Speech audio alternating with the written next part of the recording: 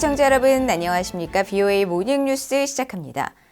한국의 윤석열 대통령이 핵무력 고도화를 헌법화한 북한에 대해 노골적으로 핵사용 협박을 하고 있다고 비판하면서 격상된 한미동맹과 한미일 협력으로 어떠한 도발에도 즉각적이고 압도적으로 대응할 것이라고 밝혔습니다. 또 북한의 핵뿐만이 아니라 대북 제재 해제나 유엔사 철수, 종전선언 등 사회 일각에 가짜 평화론이 활개치면서 한국의 안보가 위협받고 있다고 지적했습니다. 허무호 기자가 보도합니다. 한국의 윤석열 대통령은 서울올림픽공원 올림픽홀에서 열린 제향군인회 창설 71주년 기념식에 참석했습니다. 2년 연속 참석한 윤 대통령은 이 자리에서 북한의 잇따른 핵미사일 개발을 지적하면서 호국 영웅들이 피로써 지켜낸 한국의 자유와 평화가 위협받고 있다고 밝혔습니다. 북한은 지난 수십 년 동안 국제사회의 거듭된 경고에도 불구하고 핵과 미사일 능력을 고도화하고 있으며 핵 사용 협박을 노골적으로 가해오고 있다고 지적한 것입니다. 윤 대통령은 이어 이른바 가짜 평화론을 비판했습니다. 북한의 핵 위협뿐만 아니라 한국 사회 일각의 안보리 대북 제재의 선제적 해제, 남침 억지력에 중요한 기능을 하는 유엔사 해체, 종전선언과 대북 정찰자산 축소 운영과 한미연합 방위훈련을 중단해야 평화가 보장된다는 가짜 평화론이 활개치고 있다는 것입니다. 윤 대통령은 또 가짜 뉴스와 허위 조작 선동이 한국의 민주주의를 위협하고 있다면서 자유 대한민국에 대한 확고한 신념을 가진 사람들이 나라를 지켜내야 한다고 역설했습니다. 이어 과거보다 강화된 한미동맹과 한미일 안보 협력을 강조하면서 북핵 위협과 도발을 억제하기 위해 한미동맹을 핵을 기반으로 하는 동맹으로 격상하고 한미일 안보 협력을 더욱 강화했다면서 적의 어떠한 도발에도 즉각적이고 압도적으로 대응할 수 있는 역량을 강화해 자유 대한민국을 굳건히 수호하고 국민의 안전을 지킬 것이라고 밝혔습니다. 윤 대통령은 또 역사는 힘을 가져야 평화와 안전을 지킬 수 있다고 가르치고 있다면서 제향군인회가 안보의식 강화와 총력 안보태세 확립에 앞장서 줄 것을 당부했습니다. 제향군인회는 한국전쟁 중이던 1952년 창설된 제대군인 결사체로 행사를 준비한 신상태 제향군인회 회장은 향군은 한국전쟁 당시부터 국가 총력 안보태세 확립을 위해 선도적 역할을 해왔다면서 국가 위기 때마다 역전의 용사들이 외치는 소리는 오직 하나, 안보라고 강조했습니다. BOA 뉴스 허무호입니다. 한국 국방부는 북한이 핵무력 고도화를 헌법에 명시한 것과 관련해 만약 북한이 핵사용을 기도한다면 정권의 종말을 맞이하게 될 것이라고 경고했습니다. 국방부는 4일 기자단에 문자 메시지를 보내 한국군은 북한의 어떠한 공격에도 압도적으로 대응할 수 있는 미한 연합 대비 태세를 갖추고 있다며 이같이 밝혔다고 조선일보와 연합뉴스 등 한국 언론들이 보도했습니다.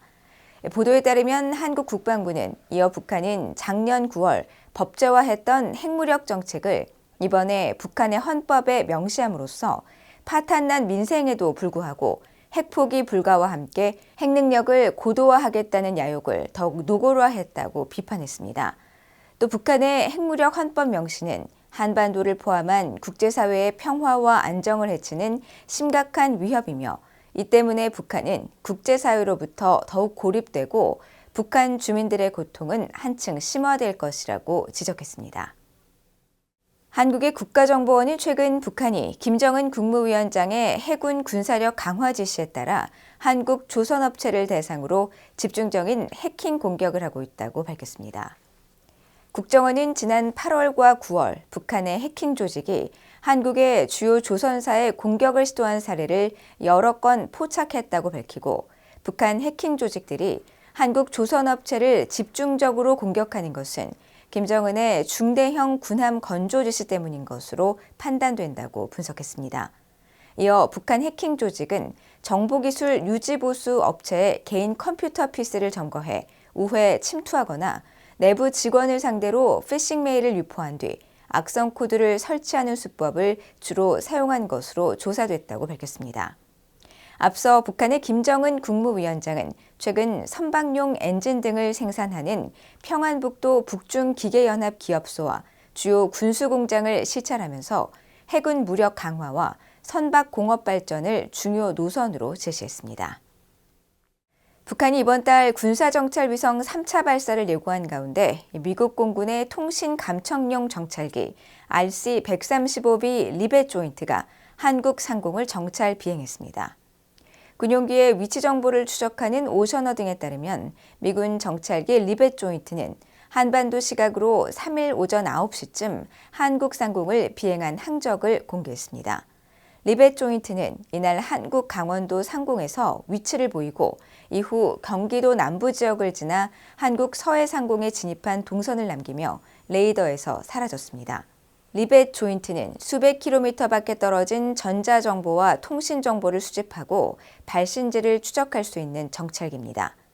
앞서 북한이 지난 8월 24일 두 번째 군사정찰 위성 발사가 실패한 뒤 10월에 제3차 발사를 할 것이라고 예고했었습니다.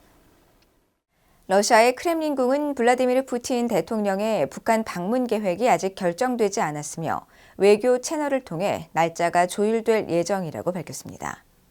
드미트리 페스코프 크렘린궁 대변인은 3일 브리핑에서 푸틴 대통령은 북한의 초대를 받았고 감사하게 수락했지만 아직 북한에 가지 않을 것이라고 밝히고 방문할 수 있는 날짜는 세르게이 라브로프 외무장관의 10월 평양 방문 때 등 외교 채널을 통해 조율될 것이라고 설명했습니다.